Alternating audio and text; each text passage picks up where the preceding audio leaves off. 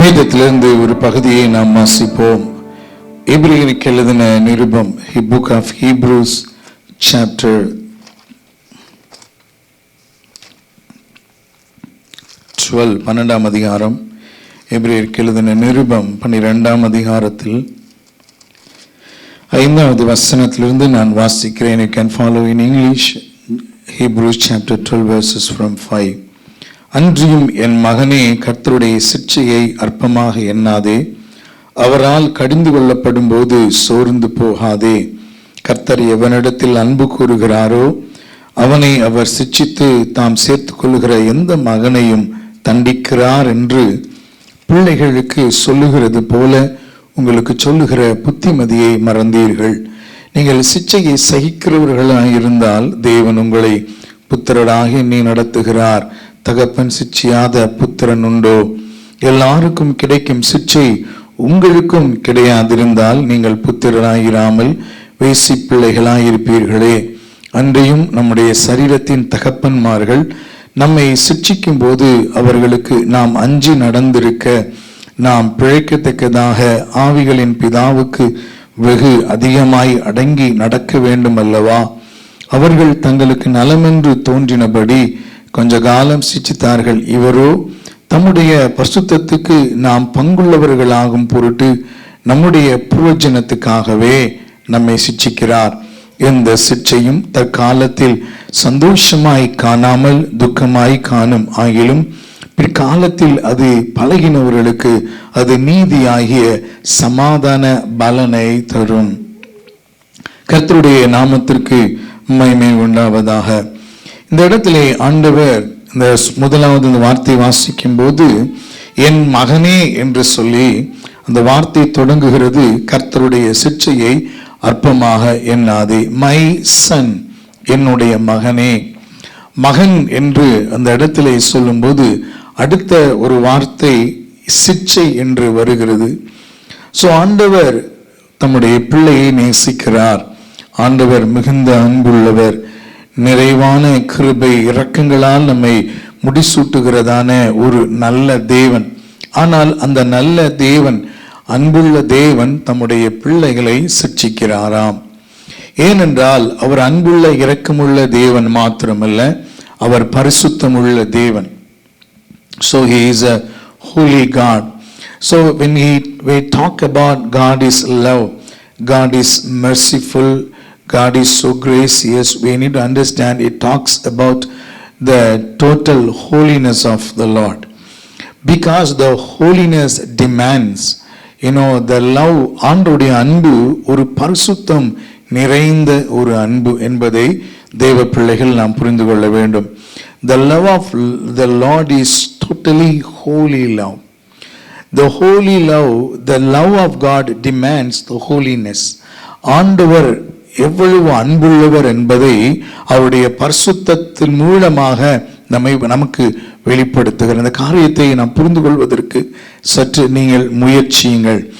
When we talk about the love of the human, மனுஷனுடைய அன்பை நாம் பேசும்போது மனிதர்களுடைய அன்பு குறை உள்ளதுதான். ஏனென்றால் மனிதனுடைய அன்பு முற்றிலும் பரிசுத்தமுள்ள அன்பு என்று நாம் சொல்ல முடியாது. ஆனால் ஆண்டவருடைய அன்பை குறித்து God is love என்று சொல்லும்போது it talks about the holiness. ஆண்டவருடைய முழு பரிசுத்தத்தையும் அது நாம் புரிந்து கொள்ள வேண்டும். அது அடங்கி இருக்கிறது. அந்த பரிசுத்தம் உள்ள அன்பானது நம்மிடத்தில் எதிர்பார்ப்பது என்ன? பரிசுத்தத்தை எதிர்பார்க்கிறது. அதனாலே தான் கர்த்தர் அந்த அன்பின் நிமித்தம், அந்த பரிசுத்தத்தில் ஊறி இருக்கிறதான அந்த அன்பின் நிமித்தம் தம்முடைய பிள்ளைகளை அவர் சிட்சிக்கிறார், அவர் தண்டிக்கிறார், அவர் கடிந்து கொள்ளுகிறார். அல்லேலூயா. ஒரு பிள்ளை நம்ம வீட்டில் வளரும் போது அந்த பிள்ளைகளை if we have a children in our home, we discipline them. It is not because we hate them, we love them. அவர்களை நேசிப்பதினால் அவர்களை நாம் கடிந்து கொள்ளுகிறோம், அவர்களை நாம் சிட்சிக்கிறோம், அவர்களை நாம் சீர்பொருந்த பண்ணுகிறோம். அதுதான் வேதமும் நமக்கு சொல்லுகிறது. நம்முடைய அன்பு வெளிப்பாடு. நம் பிள்ளையை அடிக்கிறார் ஒரு மகனை தண்டிக்கிறார் ஒரு தகப்பன், தண்டித்து அவர் பிரம்பை கையாடுகிறார், அவரை சரி பண்ணுகிறார் என்றால், it is not that father hates that son. அந்த மகனை அவர் வெறுப்பதினால் அல்ல, அந்த மகன் ஒழுங்குள்ளவனாய் வளர வேண்டும் இல்லையா? அந்த மகன் ஒழுக்கம் உள்ளவனாய் வளர வேண்டும். அந்த மகன் தன்னுடைய பிள்ளையானது நல்ல ஒரு கேரக்டரோடு கூட வளரணுங்கிறதுக்காகத்தான் அந்த மகனுக்கு அந்த பிதாவானவர் தண்டிக்க. Just why Bible says it is a chastising. சிட்சித்தல் அது என்று சொல்லும்போது இங்கிலீஷ்ல அது chastisement. It is kind of a disciplining the children. So if God is loving, the Bible says God is loving. The love of God, how can we understand it towards us? ஆண்டவர் என்னை நேசிக்கிறார், நான் அவருடைய பிள்ளை, என்னை என் தகப்பனாகி என் பரமபிதா நேசிக்கிறார் என்பதை நான் எதனால் அறிந்து கொள்கிறேன் என்றால், என்னை அவர் சிட்சிக்கிறார், என்னை அவர் தண்டிக்கிறார், என்னை அவர் கடிந்து கொள்ளுகிறார். அல்லேலூயா. அதைதான் வேதம் சொல்லுகிறது. இந்த இடத்துல நாம் பார்க்கிறோம், அவர் சிட்சிக்கிறார், கடிந்து கொள்ளுகிறார். தண்டிக்கிற தேவன், சிட்சிக்கிற தேவன், அவர் கடிந்து கொள்ளுகிற தேவன். கடிந்து கொள்ளும் போது it means we rebuke it, we correct with the stern word. நம்ம ஒருத்தரை நம்ம திருத்தும் போது ரொம்ப ஒரு வேர்டை யூஸ் பண்றோம். பிள்ளை திருப்பி அந்த தப்பை செய்யக்கூடாதுங்கிறக்காண்டி we used certain the strong word. It's not a bad word, it's not an evil word, but it is a strong word we use so that the child will remember not to repeat it again. அது திருப்பி அந்த பிள்ளை செய்யக்கூடாது என்பதற்காக சில வார்த்தைகளை நாம் போடுகிறோம் இல்லையா? இனிமே செஞ்ச பாரு, அடிச்சிருவேன் இல்லையா, உனக்கு தண்டனை கொடுத்துருவேன், உனக்கு அது கிடைக்க இது கிடைக்கான்னு we just make some claim. அதன் அர்த்தம் என்ன அப்படின்னா, அந்த பிள்ளையை நாம் நேசிக்கிறோம் என்பதுதான். தேவ பிள்ளைகளை, என்னை ஆண்டவர் நேசிக்கிறார் என்பது எனக்கு கொடுத்த ஆசீர்வாதத்தின் அடிப்படையிலே அல்ல, என்னை அவர் சரி பண்ணுகிறதன் அடிப்படையிலே. ஆமென் சொல்லுவோமா? How can I understand God loves me? Because he corrects me, he rebukes me, he chastises me. அவர் என்னை தண்டிக்கிறார், என்னை கடிந்து கொள்ளுகிறார், என்னை கரெக்ட் பண்ணுகிறார். வேதம் அதை தான் சொல்லுகிறது. வேதத்தை நாம் வாசிக்கும் போது அநேக இடங்களிலே இந்த வார்த்தைகள், தேவனுடைய வார்த்தை நம்ம என்ன செய்கிறது, நம்மை கண்டிக்கிறதாக வேதமே நமக்கு சொல்லுகிற வசனத்தை வாசிப்போம். தீமோத்தேயுக்கு எழுதின நிருபம், 2 தீமோத்தேயுக்கு எழுதின நிருபம், வேதம் நமக்கு என்ன செய்கிறது என்பதை Pavul 3:16-17 2 Timothy chapter 3 verse 16 and 17 வேத வாக்கியங்கள் எல்லாம் தேவ ஆவியினால் அருளப்பட்டிருக்கிறது. தேவனுடைய மனுஷன் தேறினவனாகவும் எந்த நற்கிரியும் செய்ய தகுதி உள்ளவனாகவும் இருக்கும்படிக்கு ஆண்டவருடைய பிள்ளையாகிய நம்ம எல்லாரும் we need to excel and we may be equipped to do the good works. நாம் எந்த நற்கிரியையும் செய்வதற்கு நம்மை தகுதிப்படுத்துவது கர்த்தருடைய வேதம். நம்மை ஒரு in order to become a capable person of doing good, நல்லது செய்யக்கூடிய நல்ல மனிதர்களாக மாறுவது பிறப்பிலே அல்ல, ஆண்டவர் நம்மை உருவாக்குகிறார். அல்லேலூயா. ஏனென்றால் பிறவியிலே மனிதன் பாவியாகத்தான் பிறக்கிறான். We all born sinners. The Bible says that we are all corrupted, our minds are evil. நம்முடைய சிந்தனைகள் பொல்லாதவைகளால் நிறைந்திருக்கிறது. நாம் மனிதன் பேதலித்து திரிகிறான் பிறந்தது முதல் என்று தாவீது சங்கீதத்திலே சொல்லுகிறார். So by birth we are all not good people. அதனால தான் பவுல் சொல்லுகிறார் ரோமர்ல, ஒரு மனுஷன் என்னவல்ல, நல்லவன் இல்லை, ஒரு மனுஷனும். There is no one is good. No one is good. All have sinned and become short of God's glory. எல்லாரும் பாவம் செய்து எல்லாருமே தேவ மகிமை அற்றது இருக்கிறதுனால we have lost the capability, we have lost the capacity to doing good, to be a good person. ஒரு நல்ல மனிதன் என்று இருக்கக்கூடியதான அந்த கெபாசிட்டி நமக்குள்ள இல்ல. ஏனென்றால் நாம் பாவியாய்தான் நாம் பிறந்திருக்கிறோம். ஆனால் அப்படிப்பட்ட மனிதனை நல்ல மனிதனாக மாற்றுவது இந்த கர்த்தருடைய வேதம். ஹல்லேலூயா. இந்த வேதம் நம்ம என்ன பண்ணுகிறது? படிக்கும்போது நம்மை ஆசீர்வதிக்கிறது மாத்திரமல்ல, நம்மை வழிநடத்துவது மாத்திரமல்ல, இது என்னை சீர்படுத்துகிறது. என்னை அது it rebukes me, it corrects me, it disciplines me. When I am doing wrong, this word says it is wrong. இந்த பாதையில போகாத, இது பொல்லாதது, இந்த பாதையில நீ போ. ஆண்டவருடைய வேதம் நமக்கு தெளிவாய் இதை காண்பிக்கிறது. எது நன்மை, எது தீமை, எது பொல்லாதவைகள், எது சரியானவை என்பதை கர்த்தருடைய வேதம் நமக்கு தெளிவாய் காண்பிக்கிறதுனால் தேவ பிள்ளைகளாகிய நாம் இதன் மூலமாக நாம் நற்கிரியை செய்வதற்கு தகுதி உள்ளவர்களாக நாம் மாறுகிறோம். அவைகள் உபதேசத்துக்கும் கடிந்து கொள்ளுதலுக்கும் சீர்திருத்துதலுக்கும் நீதியை படிப்புதலுக்கும் பிரயோஜனம். ஹல்லேலூயா. இந்த வார்த்தை என்ன செய்கிறது? நம்ம உபதேசிக்குது, கடிந்து கொள்ளுது, சீர்திருத்துது. எது மொராலிட்டி, எது மாரல்ஸ் அப்படிங்கிறத கற்றுக் கொடுக்குது. ஹல்லேலூயா.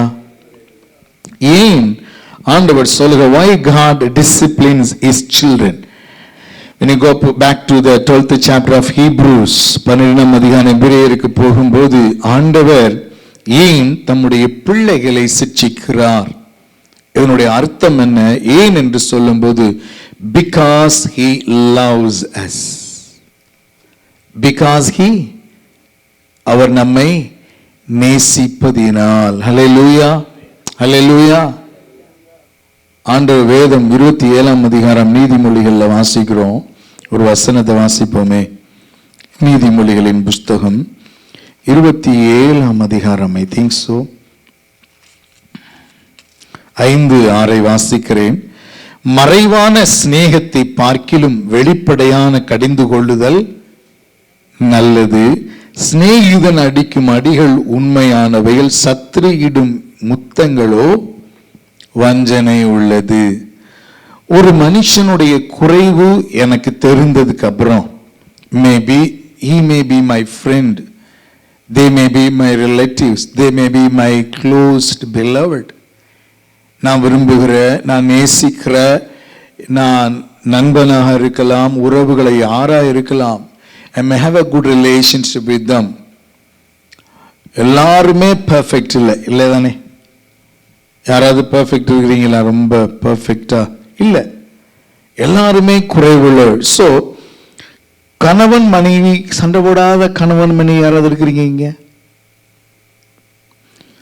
நீங்க தேவதைகளாக தான் இருப்பீங்க, இல்லையா? எல்லாருக்குள்ளரையுமே என்ன இருக்குது? ஃப்ரிக்ஷன்ஸ் வரதான் செய்யுது, எல்லாருக்குள்ள மிஸ் அண்டர்ஸ்டாண்டிங். பட் என்ன பண்றோம்? நம்ம கரெக்ட் பண்றோம். கரெக்ட் பண்றோமா? ஏன் கரெக்ட் பண்றோம்? டு புட் தம் டவுன், கீழே தள்ளணுங்கிறதுக்கா? இல்லை நான் உன்னை காட்டுறோம், நான் தான் பர்ஃபெக்ட்ங்கிற காமிக்கிறதுக்கா? இல்லை இல்லை. Because I love you and we love each other and we need to maintain the relationship. அதானே? இல்லை எப்படியாவது குடும்பத்தை ஓட்டணுங்கிறதுக்காண்டி ஓட்டக்கூடாது.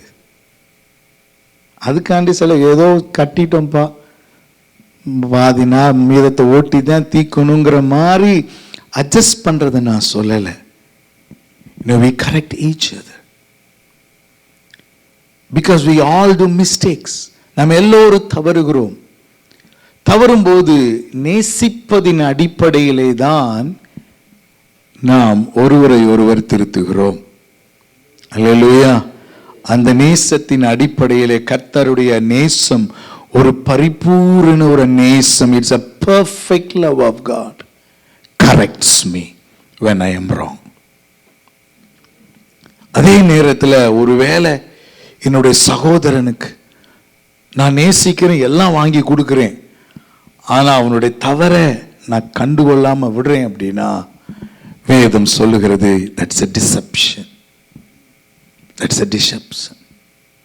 நான் வஞ்சிக்கிறேன், நான் ஏமாத்துறேன், உன்னை நேசிக்கிற மாதிரி நான் இதுதான் கொடுக்குறேன், அவனை நேசிக்கலைங்கிறத நான் சொல்றேன் மறைமுகமா. I can support in many ways, I can give in many ways. If I am not correcting when he is doing wrong, it means I love just outward, but I am not loving you. என் தேவன் அப்படி கிடையாது. என் தேவன் எல்லாத்தையும் கொடுப்பாரு, கொடுத்துட்டு அடிப்பார். அடிச்சாரா அடிக்கலையா? வனாந்திரத்தில் கேட்டாங்க, கொடுத்தாரு. அப்புறம் சரியில்லைன்னு இன்னுமே கேட்பியான்னு. ஏன்னா இப்படியே நீ கேட்கறதெல்லாம் நான் கொடுத்துட்டு இருந்தேன்னா நீ வீணா போயிருவேனே. நான் உன்னை அதுக்காக ரட்சிக்கல. எதற்காக நான் சிச்சிக்கிறேன் உன்னை? ஒரு வசனம், அதே 12ஆம் அதிகாரத்துக்கு போங்களே. ஒரு வார்த்தை, அழகான ஒரு வார்த்தை. அந்த 12ஆம் அதிகாரத்தில் எபிரேயர் 12, ஏன் உனக்கு நான் திட்டுறேன், ஏன் உன்னை நான் சிச்சிக்கிறேன், ஏன் உன்னை நான் கடிந்து கொள்ளுகிறேன் அப்படின்னா, அங்கே 10ஆம் வசனம் சொல்லுகிறது, தம்முடைய பரிசுத்தத்துக்கு நாம் பங்குள்ளவர்களாகும் பொருட்டு. அல்லேலூயா. நாமும் அந்த பரிசுத்தவான்கள் கூட்டம் ஒன்று உண்டே. There is a people of the Lord, there is a saints of the Lord, so that I can be also be numbered among them. நானும் அந்த கூட்டத்தில் ஒருவனாக நான் மாறுவதற்கு பிள்ளையாய் என்னை அவர் சரி பண்ணுகிறார், தண்டிக்கிறார், சிட்சிக்கிறார். அல்லேலூயா, அல்லேலூயா. அதனால என் வாழ்க்கையில சில நேரத்தில் ஆண்டவர் நான் கேட்டது தரல, அதுக்கு மேலே எனக்கு சில காரியங்களை கஷ்டமா இருக்கு, ஏன் நடக்கலை அப்படின்னு நான் நினைக்கிறேன் அப்படின்னு புலம்பிக்கிட்டு இருக்கலாம். தேவ பிள்ளைங்களை, கர்த்தர் கேட்டது கொடுக்கல அப்படிங்கிறதுனால உங்களை நேசிக்கலைங்கிறதுல அர்த்தம் இல்லை. அல்லேலூயா. It's because he loves you. He is making you to become like him. அவரை போல நீங்கள் மாற வேண்டும் என்பதற்காக, உங்களை கர்த்தர் அவரை போல உருவாக்கணும் என்பதற்காக ஆண்டவர் சில நேரங்களிலே என்னை சிட்சிக்கிறார், என்னை தண்டிக்கிறார், என்னை கடிந்து கொள்ளுகிறார். ஆனால் அநேக நேரங்களிலே அது நமக்கு ஒரு பெரிய ஒரு பாரமாக, அது நமக்குள்ள ஒரு பெரிய ஒரு கேள்வியாக கூட இருக்கும். 2வது இந்த இடத்துல வாசிக்கிறோம், அவர் நான் நேசிப்பதினால் என்னை சிட்சிக்கிறார், நான் பங்குள்ளவர்களாகும் பொருட்டு என்னை சிட்சிக்கிறார். இன்னொன்று என்ன அப்படின்னா, பிகாஸ் ஐ ஆம் ஹிஸ் சன், நான் அவருடைய பிள்ளை, நான் அவருடைய பிள்ளைகள் மகனாக மகளாக நான் இருப்பதினால் என்னை அவர் தண்டிக்கிறார். அல்லேலூயா. நம்ம பிள்ளைங்க மற்ற பிள்ளைங்களோட கூட விளையாண்டுட்டு இருக்கும்போது ஏதோ தவறு செஞ்சு ஏதோ தப்பு பண்ணிடுச்சுங்க, ஏதோ அழுதுட்டு இருக்குங்க ஒருத்தர். இப்போ நீங்க உங்க பிள்ளைய பார்த்துட்டீங்க, மற்ற பிள்ளைங்க பார்த்துட்டீங்க, முதல்ல யாரை நீங்க கூப்பிட்டு கண்டிப்பீங்க? உங்க பிள்ளையதான் இல்லையா? நம்ம பிள்ளைய தானே கண்டிப்போம். ஏன்னா மற்ற பிள்ளைய கண்டிச்சா வேண அப்படின்னு ஒரு பயமும் இருக்கு நமக்கு. அப்போ நம்ம பிள்ளைய கண்டிக்கிறதுக்கு தான் நமக்கு உரிமை இருக்கு. அல்லேலூயா, அல்லேலூயா. என்ன அவன் வேதம் சொல்லுது, என்னை கர்த்தர் கண்டிக்கல, என்னை தண்டிக்கல, என்னை சிட்சிக்கலைன்னா யாருடைய பிள்ளைனா? அந்த வார்த்தை கொஞ்சம் கஷ்டமா இருக்குல்ல, அந்த வார்த்தை கொஞ்சம் கஷ்டமா இருக்குல்ல. ஆனா தேவனுடைய பிள்ளை அப்படின்னு சொல்லும் போது எவ்வளவு சந்தோஷமா இருக்கு. அப்ப தேவனுடைய பிள்ளை நான் இருப்பதினாலே தான் என்னை அவர் கடிந்து கொள்கிறார். அல்லேலூயா. இந்த இடத்துல நீங்க சந்தோஷப்படணும். If God is correcting me, somebody is correcting. If I am corrected, if I am disciplined, if I am chastised, if God uses sometimes something against me so that I can be corrected, molded, நான் சரியாகணும், நான் திருந்தணுங்கிறதுக்காண்டி கர்த்தர் சில நேரங்களிலே சில கடுமையான காரியங்களை எனக்கு விரோதமா எனக்கு முன்பதாக எடுக்கும் போது கொஞ்சம் கஷ்டமா தான் இருக்கு. இந்த மன ரீதியிலே I feel pain. I do not want, Lord, why Lord? அப்படிதான் நம்ம கேட்கிறோம் சில நேரங்களில். ஆனால் தாவீது அதுதான் கேட்டா நம்ம பாடுன, ஏன் மனசே ஏன் கலங்குகிற, ஏன் ஏன் ஏன் எல்லாரும் தாவீது சில இடத்துல புலம்புறான். அவங்க எல்லாம் நல்லா இருக்கிறாங்க, யாரு பாவம் செய்யற துன்மார்க்கிற எல்லாம் செழிப்பா இருக்கிறாங்க, நானும் இப்படி இருக்கிறேனே தாவீது புலம்புகிறான். ஆனால் அப்புறம்தான் தெரிஞ்சிச்சு, என்ன மனுஷெல்லாம் மேல நடந்தாங்க, என்ன தீயிலை நெருப்பிலை நீ நடக்க பண்ணினது நல்லது. ஏன்னா எனக்குன்னு ஒரு செழிப்பான இடத்தை நீ வச்சிருக்கிறீங்க, அந்த இடத்துல நீங்க கொண்டு வந்து நிறுத்துவதற்காகத்தான் என்பதை I understand, Lord, now. But now I see those people, they were all standing in a sinking sand. அவங்க எல்லாம் மூழ்கக்கூடிய ஒரு மண்ணில் நின்றுகிட்டு இருக்காங்க, நின்னாங்க அப்படிங்கிறது தான் இப்ப நான் தெரிஞ்சேன். ஆனால் நீரோ என்னை கற்பாறையில நிறுத்துவதற்காக என்னை உருவாக்கி அடித்து உதைத்து கொண்டு வந்தீங்க ஆண்டவரே.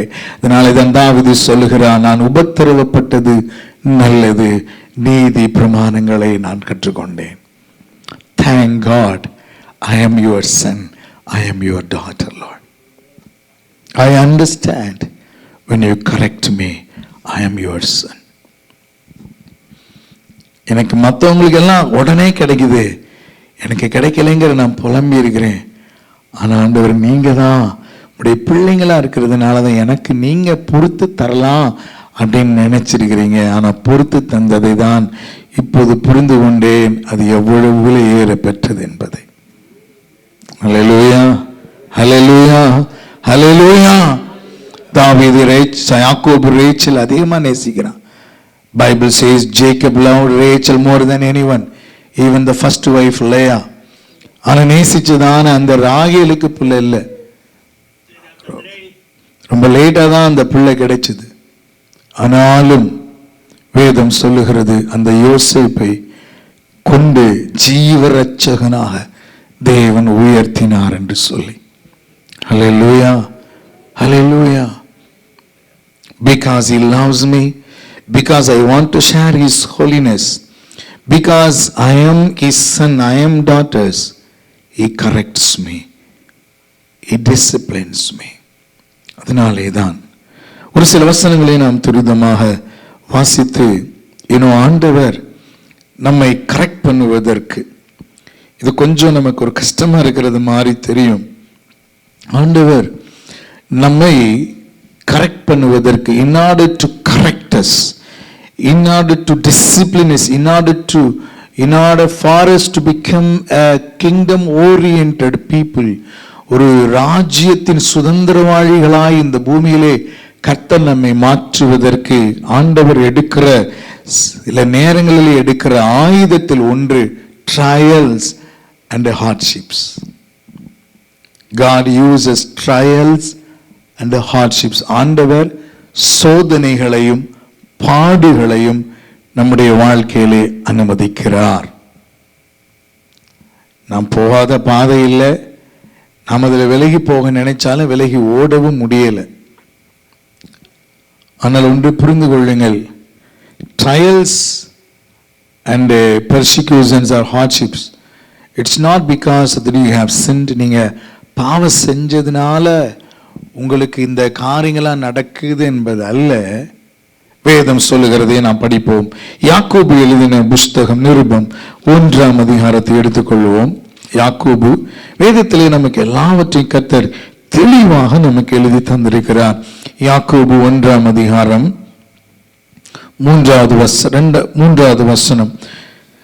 2வது வசனத்திலிருந்து, என் சகோதரரை நீங்கள் பலவிதமான சோதனைகளில் அகப்படும் போது உங்கள் விசுவாசத்தின் பரீட்சையானது பொறுமையை உண்டாக்கும் என்று அறிந்து அதை மிகுந்த சந்தோஷமாக எண்ணுங்கள். நீங்கள் ஒன்றிலும் குறைவுள்ளவர்களாயிராமல் பூரணராயும் நிறைவுள்ளவர்களாயும் இருக்கும்படிக்கு. ஹல்லேலூயா. இந்த இடத்துல ஆண்டவர் நம்மை பூரணப்படுத்துவதற்கு, please understand, Bible says as the Father you be all perfect as the Father in heaven is perfect. பரலோகத்தில் இருக்கிற பிதா பூரண சர்க்குணராய் இருப்பது போல நீங்களும் எல்லாவற்றிலும் சொல்லிருங்க பூரண. எப்படிங்க அது? அந்த பெர்ஃபெக்ட் கிறிஸ்டியன் கேரக்டர், காட்லி கேரக்டரை எப்படி நாம் பெற்றுக்கொள்ளலாம்? நல்ல ஒரு பைபிள் காலேஜுக்கு அப்ளை பண்ணி சேர்ந்து படிச்சு நல்ல ஒரு தியாலஜி PhD அடிச்சோம்னா எடுத்தோன்னா ஒரு பெர்ஃபெக்ட் கேரக்டர் வந்துருமா? How God gives the certificate to his people that you are a perfect, நீ பூரணன், நீ உத்தமன், நீ பூரணன் அப்படிங்கிற சர்டிபிகேட்டை எந்த பைபிள் காலேஜும் கொடுக்க முடியாது. எந்த சர்ச்சும், எந்த பாஸ்டர், எந்த ரெவரண்ட்டும் கொடுக்கவும் முடியாது.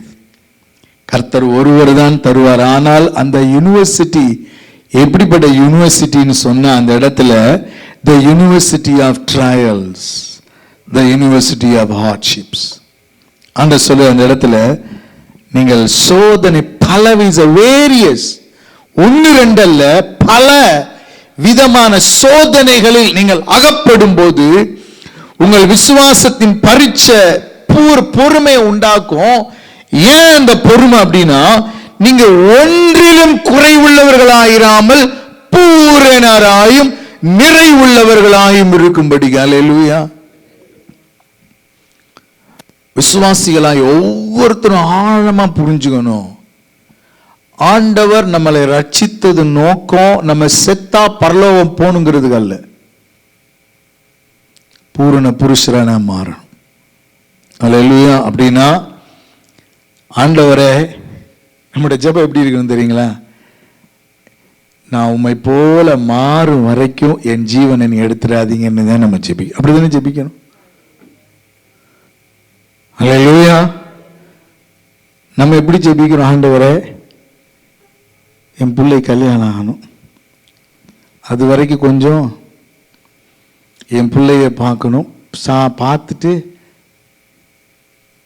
we have all request, please make sure God will all fulfill it. கர்த்தர் நிறைவேற்றுவார். ஆனா அதுக்கு முன்னாடி ஆண்டவர் உங்களை உருவாக்குவார். எதுவரைக்கும் உருவாக்குவார்? இந்த பூமியில நீங்கள் நான் எடுத்துக்கொள்ளப்படுவதற்கு முன்பதாக என்னை அவரை போல மாக்குவதிலே, அதுதான் அவருடைய இலக்கு. அல்லேலூயா. நான் சொல்றது எத்தனை பேருக்கு புரியுது? இல்ல புரிஞ்ச மாதிரி உட்கார்ந்துருக்கிறீங்க? எத்தனை பேர் நான் சொல்றது புரியுது? அல்லேலூயா. இங்க நீங்க பரலோகராஜ் இயேசுடைய மனவாட்டி, நான் அவரை மாதிரி இருக்கணுமா? இல்ல, நம்ம பையனுக்கு பொண்ணு தேடும் போது எப்படி தேடுறோம்? நம்ம ஏத்த துணையை தானே தேடுறோம். அல்லேலூயா.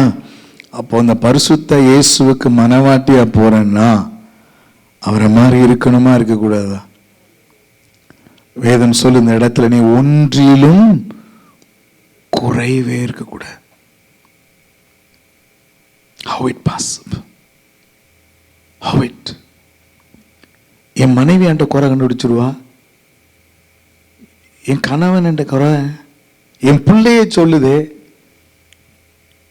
என்னோட இம்பர்ஃபெக்ஷன்ஸை, நான் குறை உள்ளவனா தான் இருக்கிறேன். But that's good, no problem.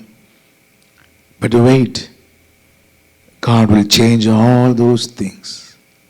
எல்லாவற்றையும் கர்த்தர் மாற்றும் வரைக்கும் கர்த்தருக்கு நாம் காத்திருப்போம். அவர் நம்மை கொண்டு போகிற வழியிலே நாம் அடங்கி இருப்போம். அல்லேலூயா. It's not an easy path. அது நமக்கு ஒரு சாதாரண வழி இல்லை தான். That's not a pleasant experience. It's not நமக்கு ஒரு சுவாரஸ்யமான ஒரு அனுபவம் இல்லை தான். நம்ம நினைச்சு ஆண்டவருக்குள்ள வந்தோம் வேற மாதிரி, ஆனா ஆண்டவர் நம்ம வேற மாதிரில நடத்துறாரு. யூனோ, நம்ம நினைச்சோம் ஆண்டவர்கிட்ட வந்து அது எல்லாமே ஆட்டோமேட்டிக்காக மாறிடும், அது வாங்கிடலாம், இது வாங்கிடலாம், அது நடந்துடும், இது நடந்துடும் எல்லாம் நினைக்கிறோம். But more than all God is interested in making me. எல்லாத்துக்கும் மேல ஆண்டவர் என்னை அவரை போல உருவாக்குவதிலே தான் he takes time. He is more interested. He is taking time. Hallelujah. Hallelujah. தேவ பிள்ளைகளை, அந்த இடத்துக்கு நம்ம வந்துட்டோம் அப்படின்னா புரிஞ்சுக்குங்க, நான் மாறிட்டேன், நான் உருவாயிட்டேன்னு கர்த்தர் என்னை பார்த்து ஒரு சர்டிஃபிகேட் கொடுக்குற ஒரு நேரத்துக்கு வந்துட்டா எனக்கு இந்த பூமியில் இருக்கிற ஆசையே போயிடும். என் மனவாளனை சந்திக்கிற ஆசையிலே நான் அதிகமாகி விடுவேன். அல்லேலூயா. I will have a desire to see Pavul சொல்வதை போல, தாவீது சொல்வதை போல, my desire will become like Lord, I wanted to see. அப்போ என் ஆசை, இந்த பூமிக்குரிய ஆசை, என் பிள்ளைக்கு நடக்கணும், அது நடக்கணும், ஏன் இது கட்டணும், அது வாங்க, இதெல்லாம் நினைச்சனே, அதெல்லாம் குறைஞ்சிரும். அப்போ இன்கம்ப்ளீட்டா நோ. ஒன்று, நம்ம யாரெல்லாம் நம்ம நினைச்சோமோ ஆசைப்பட்டோமோ அவைகளெல்லாவற்றையுமே ஆத்ம மனவாளன் பார்த்து கொள்ளுவார். அல்லேலூயா. நான் விட்டுட்டு போன என் பிள்ளைகளாக இருக்கட்டும், என் பிள்ளைகளை அந்த இடத்துக்கு கொண்டு வந்து சேர்ப்பது என் தேவனுடைய கடமை, பொறுப்பு. எத்தனை பேர் ஆமென் சொல்லுவோம்? அதற்காக நம்ம ஜெபிக்க வேண்டும். That's why Bible says, if I am his child, நான் அவருடைய பிள்ளையா இருப்பேனானால் கர்த்தர் என்னை புடமிடுகிறார், என்னை உருவாக்குகிறார், என்னை பரிசுத்தப்படுத்துகிறேன் என்றால் என்னை ரொம்ப நேசிக்கிறார், என்னை அதிகமாய் நேசிக்கிறார். அப்போ முதல்ல கிள்ளி பார்க்கணும். வலிக்கலை அப்படின்னா உடனே டாக்டர்கிட்ட போய், வலிக்கலை டாக்டர், கொஞ்ச நாளாவே உணர்வு இல்லாமல் இருக்கு, சம்திங் ராங். அதே மாதிரி எனக்கு ப்ராப்ளமே இல்லை, எனக்கு கொட்டே விழுகலை, என்னை கண்டிக்கவே இல்லை, யாரும் திருத்தவே இல்லை, யாரும் அப்படின்னாதான் உங்களுக்கு என்ன இருக்கணும்? இப்ப புரியுதா? ஆனா நம்ம மாறியில நடக்கிறோம். எப்போ திருத்துறுதல் வருதோ, எப்போ கடிந்து விழுது, எப்ப கண்டிக்கிறது வருதோ, சரியில்லை பாஸ்டர், ஓவர் ஸ்ட்ரிக்ட் நினைக்கிறோமா இல்லையா? தேவ பிள்ளைகளே, உங்களை ஆண்டவர் அவரை போல மாத்தணும்னா எங்க போனாலும் கர்த்தர் விட மாட்டார். அல்லேலூயா. நீதிமான் என்னை கொட்டட்டும் அப்படின்னு பரிசுத்தவான் என்ன சொல்லட்டும்? நீதிமான் என்ன கொட்டட்டும் அப்படின்னு. ஆனா இங்க கொட்டுனா hurt brother, I am deeply hurt brother. When I will become, நான் எப்பொழுது நான் மாறுவேன்? இன்னொரு வசனத்தை நான் வாசிக்க போகிறோம். ரோமருக்கு எழுதின நிருபம் 5ஆம் அதிகாரம் 3வது வசனம் 4வது வசனம்.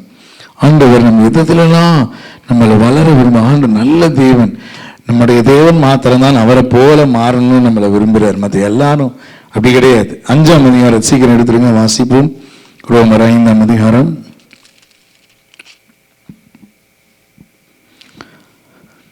வாசிக்கிறேன். 3 வாசிக்கிறேன். அவர் மூலமாய் நாம் இந்த கிருபை பிரவேசிக்கும் ஸ்லாக்கியத்தை விசுவாசத்தினாலே பெற்று கொண்டிருந்து தேவ மகிமை அடைவோம் என்கிற நம்பிக்கையினாலே மேன்மை பாராட்டுகிறோம். அல்லேலூயா. இந்த இடத்துல பவுல் சொல்லுகிறார், I boast upon one day I will attain the glory of the Lord. ஒரு நாள் அந்த தேவனுடைய மகிமையை நான் அடைவேன். I will attain the perfectness of the Lord, the glory. But அது மாத்திரமல்ல, உபத்திரவம் பொறுமையும், பொறுமை பரீட்சையும், பரீட்சை நம்பிக்கையும் உண்டாக்குறது என்று நாங்கள் அறிந்து உபத்திரவங்களிலே மேன்மை பாராட்டுகிறோம். முதல்ல எதுல மேன்மை பாராட்டுறாரு? first he was boasting upon the glory of God, but again he says that I am boasting upon the hardship, affliction. அப்படின்னா எனக்கு பாடுகள் வந்தது, எனக்கு உபத்திரவம் வருது அப்படின்னா நான் அதுல கூட என்ன பண்றேன்? I am just glorifying God. I am boasting upon my persecutions. உலகத்தாருக்கு உபத்திரவங்கள் பார்க்கும் போது நம்ம பரிதாபக்கூடிய நிலைமையில் இருக்கிறோம். Why it is happening unto only you? உனக்கு மாத்திரையா இது நடக்குது? நாங்கெல்லாம் நல்லா இருக்கிறோமே. ஏசுன்னு நீ போனியே, ஏசு கோயிலுக்கு போனியே, நீ உபவாசம் பண்ணினியே, கொடுத்தாயே, ஜெபித்தாய், இவ்வளவு ஆண்டவர் ஓடி உனக்கு ஏன் எங்களை காட்டிலும் இன்னும் அந்த அளவுக்கு நல்லா நடக்கலையேன்னு சிலர் கேள்வி கேட்கலாம். Why? அது நமக்குள்ளே வந்து why Lord, why Lord?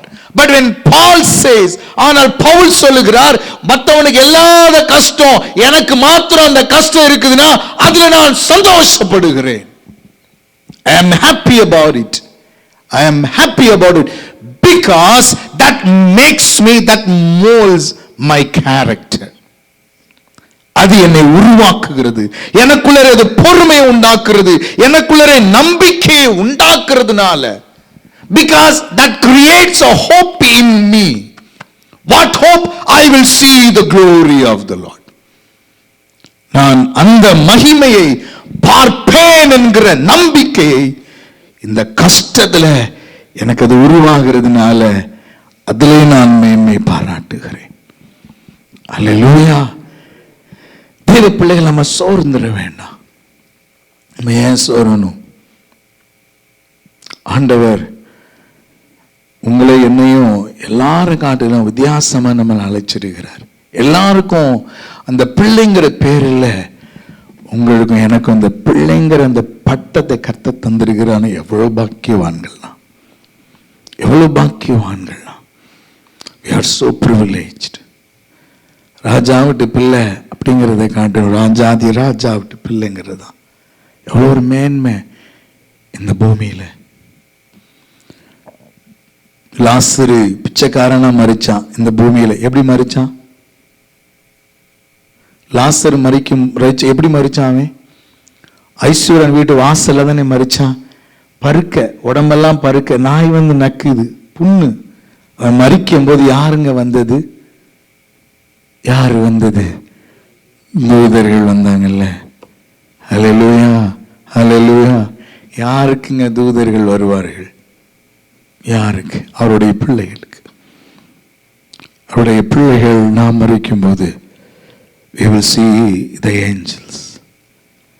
பணிவிடை ஆட்களாய் தூதர்கள் நமக்கு சூழ்ந்து, அதான் வேதம் சொல்லுங்க, அவர்களை சுற்றி அவருடைய தூதர்கள் பாளையம் இறங்குகிறார்கள் என்று அவருடைய பிள்ளைகளுக்கு. அல்லேலூயா. நம்ம கண்ணு பார்க்கணும் உபத்திரவத்தை அல்ல, அத மேல நம்ம சுற்றி இருக்கிற தூதர்களை பார்க்க நம்முடைய கண்கள் திறந்திருப்பதா. We are so blessed. God is sending his angel for his children.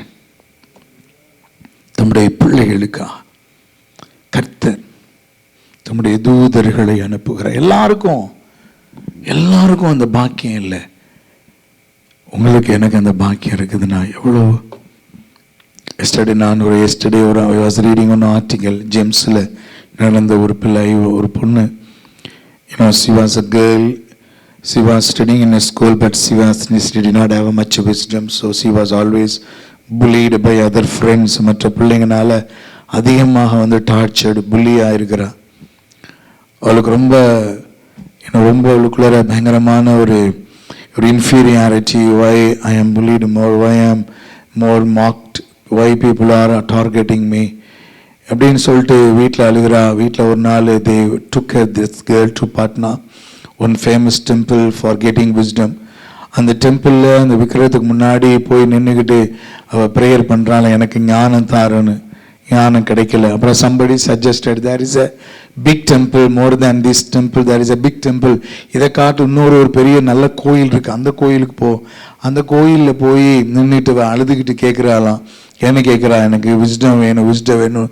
கேட்டபோது இந்த சிலை பேசிச்சான். ப்ளீஸ் அண்டர்ஸ்டாண்ட், சிலை பேசிச்சு. அவளுக்கு முன்பதாக I am not a God, Jesus is the God, go and ask. அல்லேலூயா. நடந்த செய்திங்க. அவளுக்கு புரியலை. அவளுக்கு வீட்டுக்கு வந்து சொல்லியிருக்கிற அந்த மாதிரின்னு ஒரு ஊழியரை தேடி போறா. அந்த ஊழியர் சொல்லியிருக்கிறார் இந்த காரியங்களை. அதுக்கப்புறம் ப்ரேயர் பண்ணி God gave a wisdom. She had a wisdom and she studied well and she grew up well. The whole family came into the Lord and she married to the missionary boy. And they are doing the service for the Lord. எத்தனையோ girls இருக்கிறாங்க, அவங்கள்ட்ட அந்த சிலை பேசலை, இதுகிட்ட மட்டும் பேசியிருக்கு. எத்தனையோ பேர் இருக்கிறாங்க அந்த பூமியில, அவங்கள கர்த்தர் தம் பிள்ளைன்னு சொல்லல, என்னை உங்களை தேவன் பிள்ளைன்னு சொல்றார். அது பாக்கியமா? அவன் கட்டின வீடு எனக்கு இல்லையேன்னு சொல்றது அதுவா? ஏது? அவருடைய பிள்ளை என்பதுதான். அல்லேலூயா. அவருக்கு நான் மனவாட்டி என்பது. அதனாலதான் பவுல் சொல்லுகிறார், உபத்திரவத்தில் நான் மேன்மை பாராட்டுகிறேன். உபத்திரவத்தில் இன்னொரு வசனத்தை வாசிப்போம். It progress my character, it purifies my character. அடுத்து ஒரு வசனம், he teaches me submission. உபத்திரவம் என்ன செய்துங்கிறது இன்னொரு வசனத்தை வாசித்துட்டு முடிப்போம். எபிரேயர் 5ஆம் அதிகாரம் 8வது வசனம். எபிரேயர் 5ஆம் அதிகாரம் 8வது வசனம். அவர் குமாரனாயிருந்தும் இயேசுவை பற்றி, though he was a son of God, பட்ட பாடுகளினாலே கீழ்ப்படிதலை கற்றுக்கொண்டு தாம் பூரணரான பின்பு. இந்த இடத்துல பாருங்க, பட்ட பாடுகளினாலே கீழ்ப்படிதலை கற்றுக்கொண்டு. how he learned obedience? by suffering. புரியுதுங்களா? பாடுகளினாலே கீழ்ப்படிதல். அப்போ the character of obedience அப்படிங்கிறது நமக்குள்ளர இல்ல. நமக்குள்ளர, ஹலோ, நான் சொல்றது புரியுதா உங்களுக்கு? கீழ்ப்படிதல் அப்படிங்கிற ஒரு கேரக்டர் நம்முடைய பிறவியில வர்றது இல்லை. சும்மா பிள்ளைகிட்ட நீங்க எதை செய்யக்கூடாதோ அதை தானே செய்யுதுங்க, இல்லையா? நீங்க என்னதான் பண்ணி பாருங்க, பிள்ளைங்களுக்கு எதை நம்ம தொடக்கூடாதுன்னு சொல்றோமோ அது தொடறதுலதான் ரொம்ப அதுகளுக்கு சந்தோஷம். ஏன்னா அதுகளுக்கு இல்ல உள்ளர. என்னைக்கு ஆதாம வந்து பிசாசு இந்த பழத்தை சாப்பிடு ஏவாளுக்கு சொன்னானோ அப்போதைக்கு அவனுக்குள்ள கீழ்ப்படிதல் உள்ள இருந்துச்சு.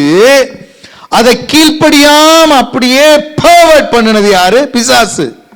எப்படி இதை சாப்பிட்டு தான் நீ பாரு, எப்ப சாப்பிட்டானோ that disobedient character came into the man heart. அதனாலதான் மூத்த மகன் காயினுக்குள்ளரையும் அந்த வஞ்சகத்தோட தான் அவனும் பிறக்கிறான். அதனாலேதான் அவன் கொலை வர செய்யறான். அப்போ அதனாலேதான் தாவீது பிள்ளை பிறக்கிறதுல இருந்து எப்படி பிறக்குது அது? So the character of obedience is has to be formed. நம்முடைய என்னுடைய அம்மா என்னை தாயின் கற்பத்தில் இருக்கும்போது பாவம் தான் உருவாகுதே ஒழிய நல்ல குணங்கள் உருவாவதில்லை. அது எந்த ஹாஸ்பிட்டல் பிறந்தாலும் சரி, எந்த அரண்மனையில பிறந்தாலும் சரி, கேரக்டர் ஆஃப் ஒபீடியன்ஸ்ங்கிறது கர்த்தர் நம்மை உருவாக்கி கொடுப்பது. அல்லேலூயா. ஆனா அந்த ஒபீடியன்ஸ் அதனாலதான் பிள்ளைகளுக்கு சொல்லும் போது அது கஷ்டமா இருக்குதா இல்லையா? ஒரு வட்டத்துக்குள்ளதான் நிக்கணும் அப்படின்னு சொன்னா பிள்ளைங்களுக்கு எவ்வளவு கஷ்டமா இருக்குது. ஒரு காரியத்தை ஒபே பண்றது நமக்கு கஷ்டமா இருக்குதானே? இந்த எல்லை கோட்டை விதிச்சுட்டு இதுக்கு மேல போக கூடாது அப்படின்னா அது கொஞ்சம் கஷ்டம்தான். மனதளவில் அது கொஞ்சம் கஷ்டம்தான். பிள்ளைங்களுக்கு அது கஷ்டம். ஆனா பிள்ளைங்களை என்ன பண்றோம்? நம்ம தண்டிக்கிறோம், நம்ம கண்டிக்கிறோம், நம்ம சிக்ஷிக்கிறோம். எதுக்காக? அந்த கேரக்டர் அவளுக்குள்ளார உருவாகிரணும் அப்படிங்கிறதுக்கா.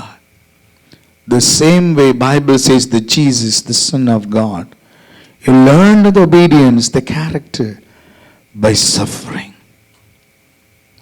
தேவ பிள்ளைகளே, ஏனென்றால் தாம் பூரணரான பின்பு நான் பூரணமாவதற்கு எனக்கு தேவை கர்த்தருடைய வார்த்தைக்கு கீழ்ப்படுகிற ஒரு குணம். கீழ்ப்படுகிற ஒரு குணம். அந்த கீழ்ப்படிதலை கர்த்தர் என்னை பாடுகளுக்கு உட்படுத்தி, sometimes God takes me into the places which I do not like it, which is unpleasant. எனக்கு சௌரியம் இல்லாத, எனக்கு பிடிக்காத, வேண்டான்னு சொல்லுகிற சில காரியங்களை கர்த்தர் அனுமதிப்பதற்கு காரணம் என்ன? இதை குடிச்சாதான் உடம்புல வியாதி போகும்னா குடிச்சுதானே ஆகணும். நம்ம கசப்பு மருந்து கூட சில நேரங்களில் வாய் அதை குடிச்சா என் சரீரம் சுகமா. அதே போலதான் வாழ்க்கையில் இந்த கீழ்ப்படிதல் தான் வேதம் சொல்லுகிறது. ஆதாம் கீழ்ப்படியாமையினாலே பாவம் உள்ளே வந்தது. ஒரு மனிதனுடைய கீழ்ப்படிதலினாலே மனிதனுக்குள் ரட்சிப்பு வந்தது. Hallelujah. It means your obedience will bring a greater blessing in your life. உங்களுக்குள் இருக்கிறதான அந்த கீழ்ப்படிதல் மூலமாக கர்த்தர் பெரிய ஒரு ஆசீர்வாதத்தை வைத்திருக்கிறார். Hallelujah. ஆனா பிரச்சனை என்னன்னா, அது இல்லாததுனால தான் இதெல்லாம் இல்லைங்கிற உணர்வு இருக்குமானால், அதை நான் உண்டாக்குவதற்கு ஆண்டவர் என்னை எந்த இடத்துல கொண்டு போகிறாரோ அதே நான் தஞ்சம் புகுவேனானால், if I am ready to learn that character obedience, I will understand, the God has reserved the blessing for me. Please, இதுதாங்க ரகசியம். ஒரு வாழ்க்கையில கர்த்தர் இன்னும் சில காரியங்களை தாமதப்படுத்துவதற்காக இருக்கட்டும், இன்னும் கர்த்தர் தடுத்து நிறுத்துவதற்காக இருக்கட்டும், தேவன் இன்னும் பூரணமான ஆசீர்வாதத்தை இன்னும் பகிர்ந்து கொடுக்காமல் இருப்பதற்கு, maybe still you are struggling with your disobedience. இன்னும் சில இடங்களிலே நீங்கள் இன்னும் போராடி கொண்டிருக்கிறீர்கள் கர்த்தருடைய சித்தத்திற்கு கீழ்ப்படிவதற்கு. God want to speak to you today. God want to break the chain today. ஆண்டவர் அதை உடைத்து உங்களை உயர்த்த ஆசீர்வதிக்க தேவன் விரும்புகிறார். இதற்கு முன்புதான் உங்களுக்குள் இருக்கிற தடை, இந்த ஒரு கீழ்ப்படிதல் ஒரு வேலை இருக்குமானால் தினத்தில் ஆண்டவருக்கு ஒப்பு கொடுங்க. Today obey, just submit, you will see the greater breakthrough. உங்க வாழ்க்கையில மடை திறந்த வெள்ளம் போல கர்த்தர் செய்யறதை நீங்க பாப்பீங்க. Something is blocking. Please, ஏதோ ஒரு காரியம் ஒண்ணு உங்கள் வாழ்க்கையில ஏதோ பிளாக் பண்ணி கொண்டு இருக்கலாம். கர்த்தர் அதை உடைத்தறிய தேவன் விரும்புகிறார். ஒப்பு கொடுத்து ஜெபிப்போம். கண்களை மூடு ஒரு நிமிஷம். ஆண்டவருக்கு இந்த வேலையில ஒப்பு கொடுப்போம். உங்களுடைய கீழ்ப்படிதல், your obedience will bring a blessing to you, your family, your generation. உங்களை ரட்சித்ததற்கு காரணம் உங்க குடும்பத்தை ஆசீர்வதிக்கணும். உங்களை ரட்சித்ததற்கு காரணம் உங்க பிள்ளைங்களை, உங்களோட சந்ததிகளில ஒரு பெரிய ஒரு ஆசீர்வாதத்தை கர்த்தர் தரணுங்கிறதுக்கு தான் கர்த்தர் உங்களை தொட்டாரு. அந்த blessing வேற யார் மூலமா? God will bring only through you. Please understand. You are the chosen vessel. நீங்க தான் அதற்கு பாத்திரம். நீங்கள் தான் தெரிந்து கொள்ளப்பட்ட பாத்திரம். You are the one. God selected you. உங்களை தான் கர்த்தர் தெரிந்து கொண்டார். உங்களை தான் அந்த சேனல் ஆஃப் blessing கர்த்தர் மாற்ற விரும்புகிறார். But the thing is, you have to ask, Lord, what is blocking, Lord? What is blocking today? What is, Lord? That I can become like you, I can enjoy the fullness. ஒரு நிறைவான பூரணமான குறைவில்லாத அந்த இடத்திற்கு, செழிப்புள்ள இடத்திற்கு வருவதற்கு என்னை தடுப்பது என்ன? நீ தண்டிக்கும் போது, நீ கடிந்து கொள்ளும் போது, நீ என்னை சிக்ஷிக்கும் போது வேண்டான் ஒதுக்கிறதா? வேதம் சொல்லுகிறது, அற்பமாக நீ எண்ணாதே என்று. Don't neglect it.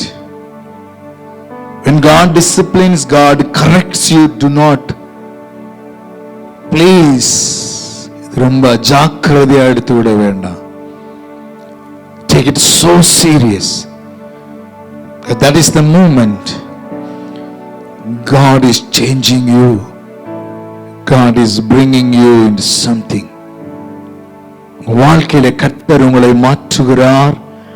மாறுவதற்கு சில காரியங்களை செய்கிறார் என்றால் ஒப்பு கொடுத்துருங்க.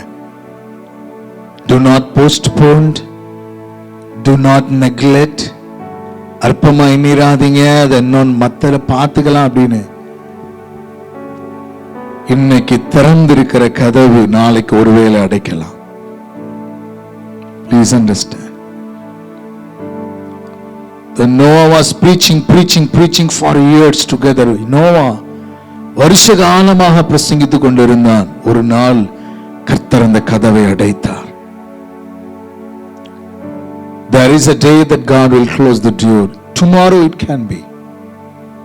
வாழ்க்கையில திறந்திருக்கிற அந்த வேலையில ஆண்டவர்கிட்ட ஓடி வந்துருங்க, ஒப்பு கொடுத்துருங்க. ஆண்டவர் உங்களை நேசிக்கிறார்.